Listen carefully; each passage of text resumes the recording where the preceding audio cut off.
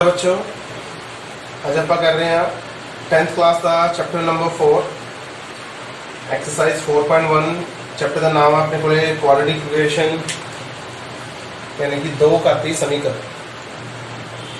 Chapter अपना बड़ा ही useful है। अगली एक्सरसाइज भी बहुत सारे मतलब इन्हों के यूज करा आप मैथड्स का यूज करा तो कई चैप्टर के यूज होगा।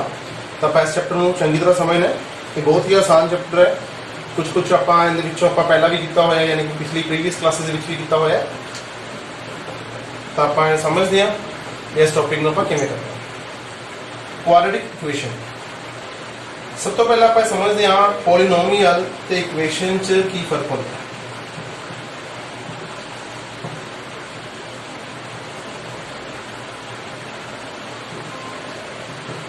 पॉलीनोमियल तो इक्वेशन पॉलीनोमियल आप कहने बहुपद ते समीकरण।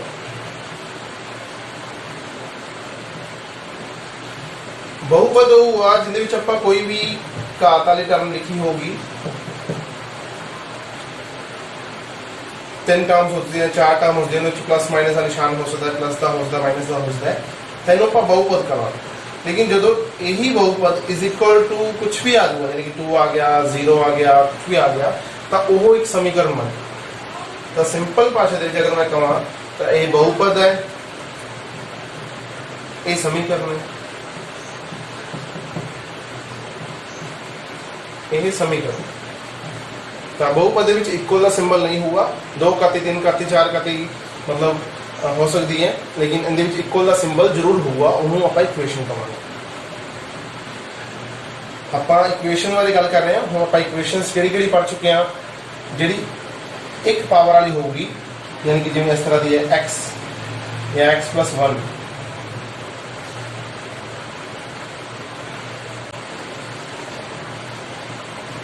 हम आप इक्वेशन बारे गल कर रहे हैं तो इक्वेशन ही समझते हैं भी इक्वेशन जब आगे की समझना है।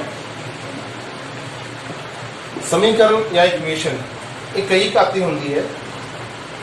पहला एग्जांपल है x+1 इज इक्वल टू 0। एक घाती इन्हों आप लीनियर इक्वेशन भी कहते हैं। पंजाबी च आप एक घाती समीकरण कहांगे, 2 घाती समीकरण इन्हों आप क्वाड्रेटिक इक्वेशन कहांगे यानी कि 2 घाती समीकरण। ऐसे तरीके 3 घाती भी हो सकती है, उन्होंने आप 3 घाती समीकरण या क्यूबिक इक्वेशन कहांगे। 4 घाती भी होंगी अपने को, तो 4 घाती इक्वेशन आप बाय क्वाड्रेटिक या 4 घाती समीकरण कहांगे। इस तो बाद जिन्नियां भी टर्म्स आएंगियां उन्होंने आप नाम नाल ही जाना यानी कि 5 पावर समीकरण या 5 घाती समीकरण। तो इक्वेशन आप पढ़ चुके हैं। अज आप सिर्फ क्वाड्रेटिक इक्वेशन बारे पढ़ांगे यानी कि 2 घाती समीकरण को किस तरह हल करना है, 2 घाती समीकरण की किस तरह पहचान करना है। टॉपिक जी अपने को स्टैंडर्ड 2 घाती समीकरण है यानी कि क्वाड्रेटिक इक्वेशन है तो अपने को इस तरह की होगी ax² bx+c is equal to 0। इस एक गल ध्यान देनी है भी a नॉट इक्वल टू 0 हो यानी कि इतने जो a है उनकी वैल्यू 0 नहीं हो सकती। क्यों नहीं हो सकती? क्योंकि अगर a वैल्यू 0 होगी, एग्जांपल तौर पर मैं सिर्फ आई लिखना 2x+3 इज इक्वल टू 0 यानी मैं लिखने 0x² + 2x+3। इतने बी तो सी की वैल्यू नॉन 0 है बट ए की वैल्यू आप लिख ली 0। तो अगर हम इस तरह भी लिख सकते हैं तो यह 2 घाती समीकरण रही ही नहीं। क्यों? क्योंकि ये x² यानी कि पावर 2 वाली टर्म तो आई नहीं। तो 2 घाती समीकरण वही होगी जिंदे वड्डी तो वड्डी जी टर्म आऊगी वो 2 घाती होगी, लेकिन वो तो 0 होने करके 0 होगी। तो इस करके ए की वैल्यू कभी भी 0 नहीं रख सकते।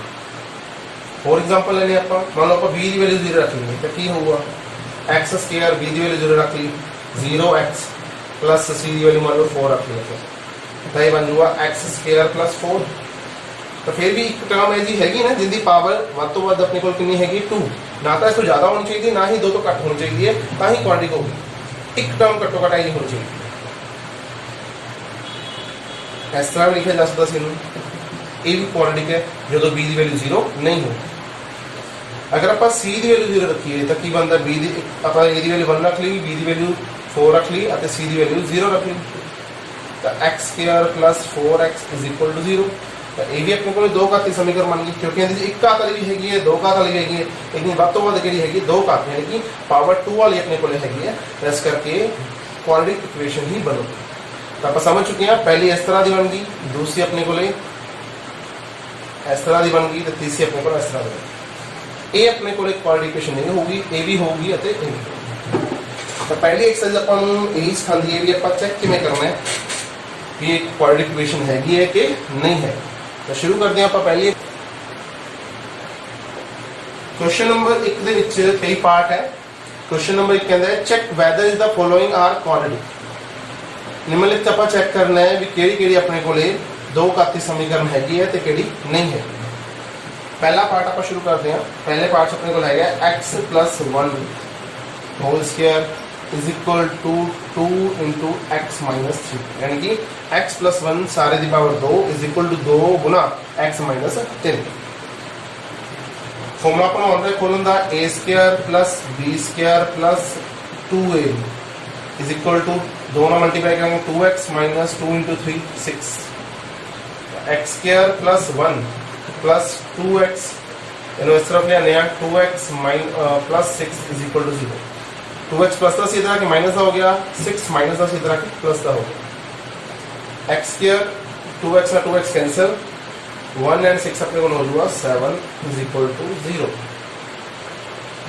तो हम ध्यान ਨਾਲ देखो ਇਹਦੇ ਵਿੱਚ ਇੱਕ ਟਰਮ ਹੈਗੀ ਯਾਨੀ ਕਿ ਜਿਹੜੀ ਵੱਡੀ ਪਾਵਰ ਵਾਲੀ ਟਰਮ ਹੈਗੀ ਉਹ ਕਿਹੜੀ ਹੈਗੀ ਦੋ ਪਾਵਰ ਵਾਲੀ ਹੈਗੀ ਆਪਣੇ ਕੋਲ ਇੱਕ ਟਰਮ ਮਿਲ ਗਈ ਇਹਦਾ ਮਤਲਬ ਹਾਂਜੀ ਇਹ ਇੱਕ क्वाड्रिक इक्वेशन हैगी है दो घाती समीकरण हैगी देखो इक्वल का सिंबल भी सीगा ना इस तो इक्वेशन दी दोनों कंडीशन को सैटिस्फाई कर रही है पावर 2 है तो इक्वल का सिंबल भी हैगा तो ये क्वाड्रिक इक्वेशन हैगी है दूसरा पार्ट करते हैं अपन x² - 2x is equal to -2 3 - x x² - 2x पहले से मल्टीप्लाई कर देंगे -2 दी 3 ना करेंगे तो -6 -2 दी -x ना करेंगे प्लस दे 2x x² - 2x 6 माइनस है इधर आके प्लस दा हो जाएगी 2x प्लस दा इधर आके अपने को माइनस दा हो is equal to 0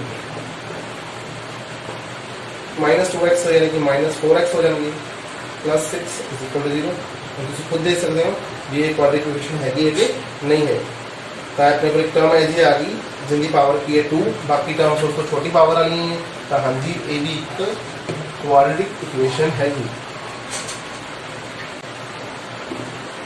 third part करते हैं जी आप तीसरे पार्ट के अपने को है जी x - 2 x + 1 is equal to x - 1 x + 3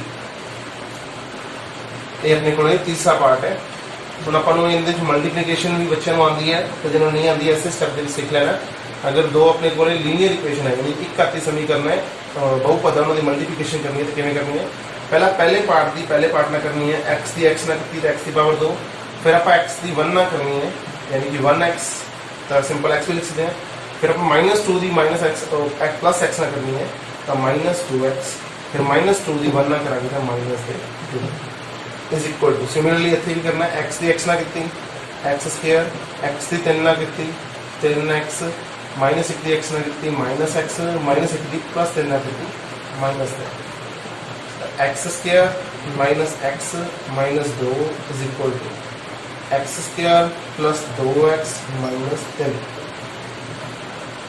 तो दोनों तरफ x के नो पैदल लेके आवेंगे तो माइनस ही होगा तो क्यों आप इसमें इतनी कैंसिल कर दी बाकी टर्म्स को पैदल ले आने -2x plus 3 is equal to 0 -2x -x यानी कि -3x -2 प्लस 3 यानी कि प्लस 1 इज इक्वल टू 0 तो इतने आप देखना है भी कि ये क्वाड्रेटिक इक्वेशन यानी कि दो घाती समीकरण है। तुसी देख के की देख पा रहे हो कि ये दो घाती है कि नहीं है, कि तुसी इहनूं जांच कर पा रहे हो। इहदे विच की कोई ऐसी टर्म हैगी है जिहदे विच पावर 2 होवे? नहीं, इन्हां विच दोनों चों ही कोई भी है नहीं जिंदी पावर 2 होवे। तो 2 वाली जिहड़ी पावर से उहदा कोफिशिएंट 0 हो गया, आपां कह सकदे हो कैंसल हो चुकी है। इस करके ये दो घाती समीकरण नहीं है। नो, फोर्थ पार्ट करते हैं आप। x minus 3 2x plus 1 is equal to x into x plus 5। Multiplication शुरू करते हैं। x की 2x ना करांगे 2x स्क्वायर, x 3 ना करांगे 1 ना करांगे तो x माइनस 3 दी करांगे तो माइनस 6x, माइनस 3 दी 1 ना करांगे minus 6 x into x x square, x into 5 5x। तो ये 1x के उधर लेके आने को लिए फिर देखते की बनता है minus x square minus 5x is equal to x square दो टर्म्स है, x square 2x square minus 1x square. तो simple plus the 1x square बच जाएगा। एक्स वाली तीन टर्म्स आपने बोले माइनस 6 माइनस 5 यानी माइनस 11 प्लस 1 माइनस 10x यानी कि 6 ते 5 माइनस से दोनों माइनस से 11 हो जाएंगे। जो दोनों चो पैक जोड़ांगे तो माइनस से 10 रहेगा माइनस 3 इज इक्वल। तो देखो हाँ जी, ये एक क्वाड्रेटिक इक्वेशन यानी कि दो घाती समीकरण हैगी है, क्योंकि अपने को टर्म ऐसी है जिनकी पावर 2 है तो उन्हें तो वध वाली कोई भी है नहीं। तो इस तरीके आप क्वेश्चन चेक करना है। 4 पार्ट में कराते हैं, 4 पार्ट तो लिए छे है, तुम खुद करके देखने है। जो कोई ना हो पार्ट तो कोई नहीं पूछना है, मैं तुम उनकी छोटी सी वीडियो बना के दस देना या सोल्यूशन आप तुमको सेंड कर देना। तो क्वेश्चन नंबर 2 करांगे आप हम। क्वेश्चन नंबर 2 विच आप करना की है, represent the following situation in the form of quadratic equation. यानी कि नीचे दिते हुए समीकरणों आपां दो घाती समीकरण के रूप में बदलना है। नीचे दी हुई स्थितियां जी अपन क्वेश्चन दिते हुए हैं, इनकी वर्ड प्रॉब्लम्स है, कुछ समस्याएं हैं, उन्होंने दो घाती समीकरण के रूप में लिखना है। तो मैं पढ़ता क्वेश्चन तुम देखना है। The area of rectangular plot is 528 metre square. Area अपने को है 528 metre square. The length of the plot is 1 more than the twice its breadth. यानी कि जी प्लाट की लंबाई है वो चौड़ाई के दुगने तो एक वध है। लंबाई को आप L लिखते हैं, चौड़ाई को आप B यानी कि ब्रेथ लिखते हैं। तो चौड़ाई के दुगने तो एक वध मेरी length. We need to find the length and the breadth. आप लंबाई तो चौड़ाई दोनों पता करनी है। तो एरिया अपने को है 528। एरिया का फॉर्मूला होता है लेंथ इंटू ब्रेथ यानी कि लंबाई गुना चौड़ाई। लंबाई अपने को L ही रहूगी तो L की वैल्यू बीच पुट करांगे। L की वैल्यू आज की है 2b प्लस 1 तो b नो आप b रखना,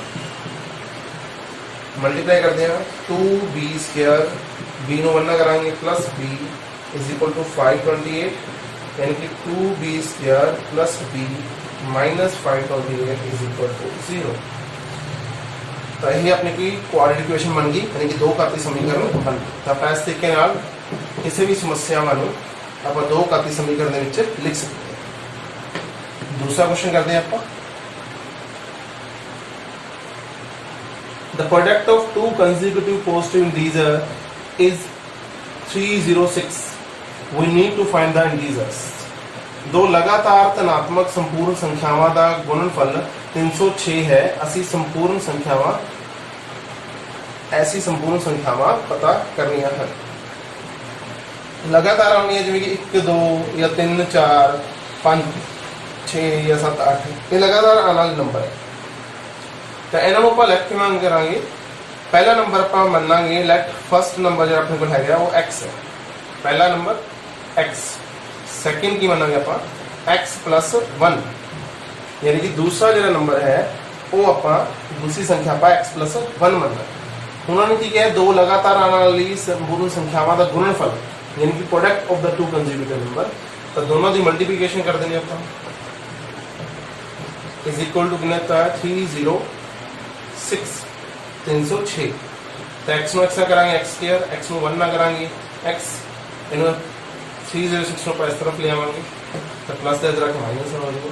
चलो जी बन गई क्वाड्रेटिक इक्वेशन, दो घाती समीकरण बनाने का बिल्कुल ही आसान तरीका। एक क्वेश्चन ਜਿਹੜਾ ਆਪਾਂ ਤਰੀਕਾ ਅਜ਼ਮਾ ਰਹੇ ਹਾਂ ਇਹ ਆਪਣੀ ਅਗਲੀ ਐਕਸਰਸਾਈਜ਼ ਦੇ ਵਿੱਚ ਵੀ ਹੋਊਗਾ। ਅਗਲੀ ਐਕਸਰਸਾਈਜ਼ ਦੇ ਵਿੱਚ ਆਪਾਂ ਇਸ ਤੋਂ ਬਾਅਦ ਇਹਨੂੰ ਹੱਲ ਕਰਨਾ ਸਿੱਖਾਂਗੇ ਵੀ ਇਹਨਾਂ ਵਿੱਚੋਂ x ਦੀ ਵੈਲਿਊ ਕਿਵੇਂ ਕਰਨੀ ਹੈ, s ਤੋਂ b ਅਤੇ l ਦੀ ਵੈਲਿਊ ਕਿਵੇਂ ਪਤਾ ਕਰਨੀ ਹੈ। ਤੇ ਜ਼ਰੂਰੀ ਨਹੀਂ ਆਪਾਂ ਸਮੀਕਰਨ ਦੇ ਵਿੱਚ x ਹੀ ਰੱਖਣਾ ਹੈ, ਕੋਈ ਵੀ ਵੈਰੀਏਬਲਸ ਜਿਵੇਂ ਕਿ b ਆ ਗਿਆ s ਚ ਜਾਂ ਕਿਸ ਚ m ਆ ਗਿਆ n ਆ ਜਾਏ ਤਾਂ ਉਹ ਵੀ ਯੂਜ਼ ਕਰ ਸਕਦੇ ਆਪਾਂ। ਤਾਂ ਕੋਈ ਵੀ ਆਪਾਂ ਵੈਰੀਏਬਲਸ ਚਲ ਸੰਖਿਆਵਾਂ ਆਪਾਂ ਯੂਜ਼ ਕਰ ਸਕਦੇ।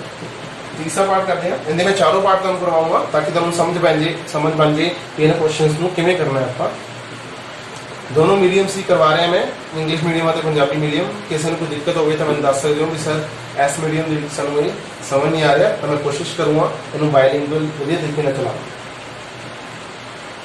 क्वेश्चन नंबर 3 अपने को Rohan's mother is 26 year old. Rohan की मां उस नालों 16 साल वड्डी है, यानी कि अगर रोहन की उम्र x साल है, x ईयर है, तो उनकी मदर की उम्र 26 साल वड्डी है, यानी कि 26 प्लस x होगी पक्का। समझ रहे हो सारे में? रोहन की मां उस नालों 26 साल वड्डी है, तो रोहन अगर x है तो उनकी मदर की एज होगी 26 प्लस x यानी कि 26 प्लस x। नेक्स्ट कहते हो the product of their age 3 year from now will be 360। 3 साल बाद उन्हां दियां उम्रां दा गुणनफल 360 हो जाएगा, यानी कि होवेगा। 3 साल बाद रोहन की उम्र कितनी होगी आप लिख सकते हैं आफ्टर 3 ईयर रोहन की उम्र कितनी होगी। 3 साल बाद रोहन की उम्र कितनी होगी x प्लस 3 ईयर्स ਅਤੇ ਉਹਦੇ ਮਦਰ ਦੀ ਕਿੰਨੀ ਹੋ ਜੂਗੀ। ਇਹਦੇ 3 जोड़ दो तो 26 है ही पहला, तो 29 यानी कि 29 हो जाऊगा अपने को ईयर्स। उन्होंने की किया अपने को इन्हों की प्रोडक्ट है ना जी, the product of their age 3 year from now will be 360, यानी कि 3 साल बाद उन्होंने उम्र का गुणनफल 360 हो गई। लिखने तो पहले आप लिख लिया करो अकॉर्डिंग टू क्वेश्चन, ठीक है। प्रश्न अनुसार तो x ਨੂੰ 29 ਨਾਲ ਮਲਟੀਪਲਾਈ ਕਰਾਂਗੇ तो 29x, x ਨੂੰ x ਨਾਲ ਕਰਾਂਗੇ ਤਾਂ ਆਪਣੇ ਕੋਲ ਆ ਜਾਊਗਾ x ਸਕੁਅਰ। 3 ਨੂੰ 29 ਨਾਲ ਕਰਾਂਗੇ ਤਾਂ ਆਪਣੇ ਕੋਲ ਆ ਜਾਊਗਾ 87। 3 ਨੂੰ x ਨਾਲ ਕਰਾਂਗੇ तो 3x = 360। x स्क्वायर सब तो पहले लिख लेने क्योंकि बड़ी टर्म है। 29x और 3x ऐड करेंगे तो 32x plus 87 minus 360 = 0। x square plus 32x subtract कर देने हैं। 10 - 7 3, 15 - 8 7 and 2 माइनस वाला बड़ा है, इस करके माइनस तो दसो जी क्वाड्रेटिक इक्वेशन है कि नहीं है। x square plus 32x minus 273 है, 3 = 0। हाँ जी ये एक क्वाड्रेटिक इक्वेशन हैगी है, तो आप इस तरीके सॉल्व कर सकते। ये मैं इन्ना बड़ा ताई किया है ताकि आप अगली एक्सरसाइज इस तरह के क्वेश्चन आएंगे तो आप हल कर सकिए। चंगी तरह समझना रोहन की माँ की उम्र उस नालों 26 साल वड्डी सी, इस करके आप रोहन की एक्स मनी और मदर की 26 प्लस एक्स। 3 साल बाद क्या उन्होंने आफ्टर 3 ईयर के इस करके दोनों से 3 ऐड करता, दोनों की प्रोडक्ट कई सी तो दोनों की प्रोडक्ट करती = 360 रखने क्या सी = 360 रखता। आप इक्वेशन बना लें। हम आप करेंगे क्वेश्चन नंबर 4। एक बार मैं जरा फॉर्मूला लिख देना तुम ताकि तुम समझ आ जाए कि आप किंदे यूज करना है।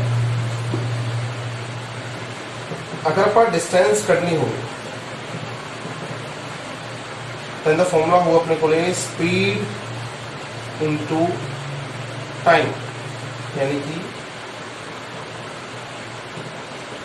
दूरी कटन का फॉर्मूला अपने को है चाल गुना समा। इस तरीके होर भी फॉर्मूले बन सकते हैं। अगर आप स्पीड कटनी है तो देखो स्पीड टाइम को उस तरफ ले जाएंगे, डिवाइड हो जाएगा तो की बन जाएगा डिस्टेंस अपॉन टाइम। उस तरीके पंजाबी च अपना हो जाएगा चाल बराबर दूरी बटा समा।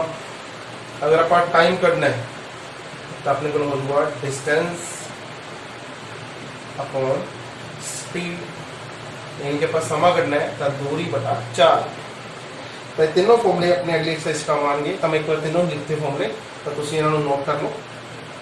हम क्वेश्चन नंबर 4 करते हैं, यानी कि सैकेंड का 4th पार्ट करते हैं। मैं पढ़दा, तुम ध्यान नाल सुनना, इनू नाल बुक चो पढ़ते रहना। A train travel a distance of 480 kilometre at uniform speed. एक रेल गड्डी 380 किलोमीटर की दूरी एक समान चाल नाल तय कर। यानी कि आपको डिस्टेंस पता लग गई, दूरी पता लग गई कितनी है 380 किलोमीटर। नेक्स्ट पढ़ते हैं आप।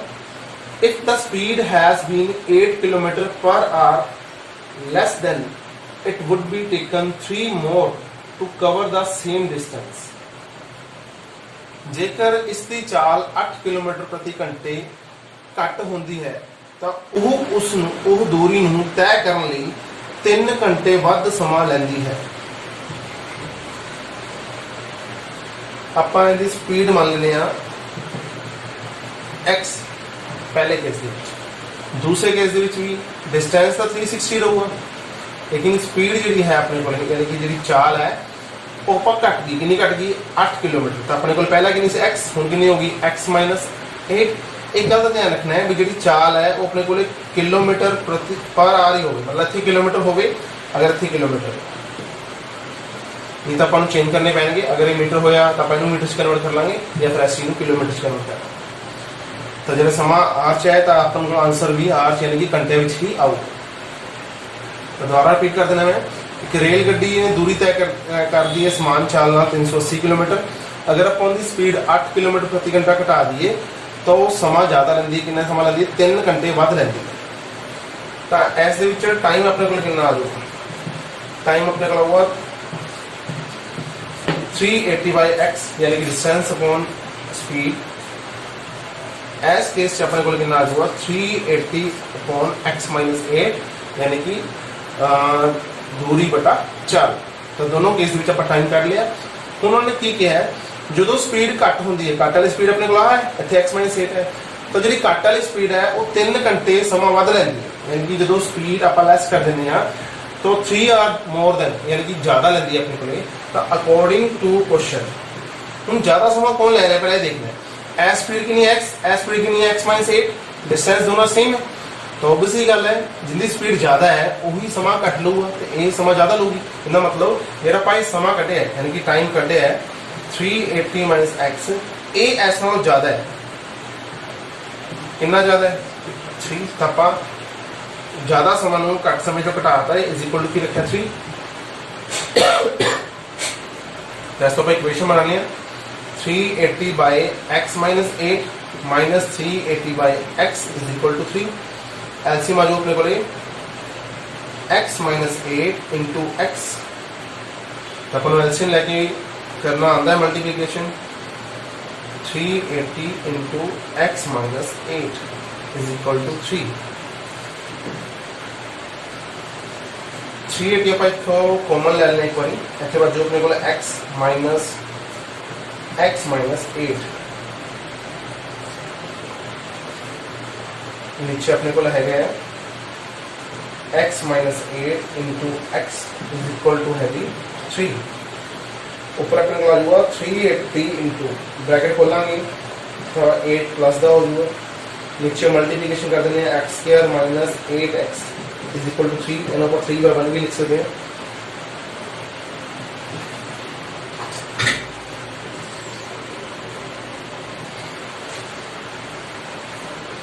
x प्लस था x माइनस था x ना x कैंसिल। ऊपर आ गया 8 नो मल्टीप्लिकेशन कर देंगे 0 8 8 64 6 कैरी 8 3 24 24 and 3 27 यानी कि ਆਪਾਂ 380 ਨੂੰ 8 ਨਾਲ ਗੁਣਾ ਕਰਤੀ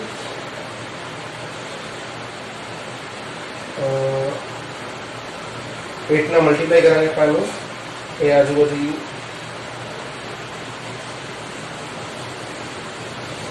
3040 by x square minus 8x is equal to 3 by 1 cross multiplication कर देंगे ਇੱਥੇ ਆਪਣੇ ਕੋਲ ਇਹਨੂੰ ਪੋਜ਼ਿਟਿਵ ਲੈ ਜਾਵਾਂਗੇ ਆ ਜਾਊਗਾ 3x square minus 24x is equal to 3040 3x square minus 24x minus 3040 is equal to 0 ਇਹ ਆਪਣੇ ਕੋਲ ਇਕੁਏਸ਼ਨ ਆ ਗਈ ਇਹਨੂੰ ਆਪਾਂ ਚਾਹੀਏ ਤਾਂ ਇਸ ਤੋਂ ਆਪਾਂ 3 ਕਾਮਨ ਵੀ ਲੈ ਸਕਦੇ ਹਾਂ ਕੁਝ ਬੁੱਕ ਦੇ ਵਿੱਚ ਇਸ ਦੀ ਸਪੀਡ ਹੈ ਇਹ 480 ਦਿੱਤੀ ਹੋਈ ਹੈ ਯਾਨੀ ਕਿ 480 ਦਿੱਤੀ ਹੋਈ ਹੈ ਤਾਂ ਆਪਾਂ ਇਹਨੂੰ 480 ਦੇ ਅਕੋਰਡਿੰਗ ਵੀ ਕਰ ਸਕਦੇ ਹਾਂ ਤੇ 380 ਦੇ ਅਕੋਰਡਿੰਗ ਕਰ ਸਕਦੇ ਹਾਂ ਮੈਥਡ ਆਪਣਾ ਸੇਮ ਹੀ ਰਹੂਗਾ ਮੇਰੇ ਕੋਲ ਜਿਹੜੀ ਬੁੱਕ ਹੈ ਮੈਂ ਉਸ ਦੇ ਅਕੋਰਡਿੰਗ ਤੁਹਾਨੂੰ ਕਰਾ ਰਿਹਾ ਤਾਂ ਇਸ ਕੁਐਸਚਨ ਨੂੰ ਤੁਸੀਂ ਅਗਰ ਤੁਹਾਡੀ ਬੁੱਕ ਦੇ ਵਿੱਚ 480 ਦੇ ਅਕੋਰਡਿੰਗ ਹੈ ਤਾਂ ਉਹਦੇ ਅਕੋਰਡਿੰਗ ਵੀ ਕਰਕੇ ਦੇਖਣਾ ਹੈ ਬਾਕੀ ਸਾਰੇ ਸਟੈਪ ਸੇਮ ਰਹਿਣਗੇ ਬਸ ਇੱਥੇ ਆਨਸਰ ਆਪਣਾ ਚੇਂਜ ਹੋਣਾ ਮਤਲਬ ਜਿੱਥੇ ਤੇ 380 ਹੈ ਉੱਥੇ ਤੇ 480 ਹੈ ਥੈਂਕ ਯੂ ਸੋ ਮਚ ਮਿਲਦੇ ਆਪਾਂ ਜਲਦੀ ਹੀ ਅਗਲੀ ਵੀਡੀਓ ਲੈ ਕੇ ਜਿਹਦੇ ਵਿੱਚ ਆਪਾਂ 4.2 ਐਕਸਰਸਾਈਜ਼ ਕਰਾਂਗੇ ਅਤੇ ਕੁਝ ਹੋਰ ਗੱਲਾਂ ਬਾਰੇ ਡਿਸਕਸ ਕਰਾਂਗੇ ਤਾਂ ਇਸ ਟੌਪਿਕ ਨੂੰ ਚੰਗੀ ਤਰ੍ਹਾਂ ਸਮਝ ਲੈਣ ਇਸ ਕੁਐਸਚਨ ਨੂੰ ਇੱਕ ਵਾਰੀ ਆਪਦੇ ਹੱਥ ਨਾਲ ਕਰਕੇ ਦੇਖ ਲੈਣਾ ਤੁਸੀਂ ਤੇ ਇਸੇ ਡਿਸਕ੍ਰਿਪਸ਼ਨ ਬਾਕਸ ਦੇ ਨੀਚੇ ਆਪਾਂ ਨੂੰ ਇੱਕ ਟੈਸਟ ਮਿਲੂਗਾ ਉਸ ਟੈਸਟ ਨੂੰ ਕਰਨਾ ਆਪਾਂ ਤਾਂ ਜਿਸ ਨਾਲ ਤੁਹਾਨੂੰ ਪਤਾ ਲੱਗ ਜਾਊਗਾ ਵੀ ਇਹ ਤੁਸੀਂ ਇਹ ਕੁਐਸਚਨ ਕੀਤੇ ਕਿ ਇਹਨੂੰ ਚੰਗੀ ਤਰ੍ਹਾਂ ਸਮਝ ਪਾ ਰਹੇ ਹੋ ਕਿ ਨਹੀਂ ਪਾ ਰਹੇ ਅਗਰ ਕੋਈ ਦਿੱਕਤ ਆਵੇ ਤਾਂ ਤੁਸੀਂ ਮੈਨੂੰ ਦੱਸ ਸਕਦੇ ਹੋ ਕਮੈਂਟ ਬਾਕਸ ਵਿੱਚ ਵੀ ਸਾਨੂੰ ਇਸ ਤਰ੍ਹਾਂ ਦੇ ਕੁਐਸਚਨ ਵਿੱਚ ਦਿੱਕਤ ਆ ਰਹੀ ਤਾਂ ਮੈਂ ਦੋਨੋਂ ਤਰ੍ਹਾਂ ਦੇ ਕੁਐਸਚਨ ਸਮਝਾਏ ਸਿੰਪਲ ਇਕੁਏਸ਼ਨ ਨੂੰ ਚੈੱਕ ਕਿਵੇਂ ਕੀਤਾ ਜਾ ਸਕਦਾ ਹੈ ਅਤੇ ਆਪਣੇ ਕੋਲ ਜਿਹੜੇ ਵਰਡ ਪ੍ਰੋਬਲਮਸ ਹੈ ਯਾਨੀ ਕਿ ਜਿਹੜੇ ਦਿੱਤੀਆਂ ਹੋਈਆਂ ਸਥਿਤੀਆਂ ਆਪਾਂ ਨੂੰ ਉਹਨਾਂ ਨੂੰ ਆਪਾਂ ਇਕੁਏਸ਼ਨ 'ਚ ਵਰਡ ਇਕੁਏਸ਼ਨ 'ਚ ਕਿਵੇਂ ਚੇਂਜ ਕਰਨਾ ਤਾਂ ਥੈਂਕ ਯੂ ਸੋ ਮਚ ਮਿਲਦੇ ਹਾਂ ਅਗਲੀ ਵੀਡੀਓ ਵਿੱਚ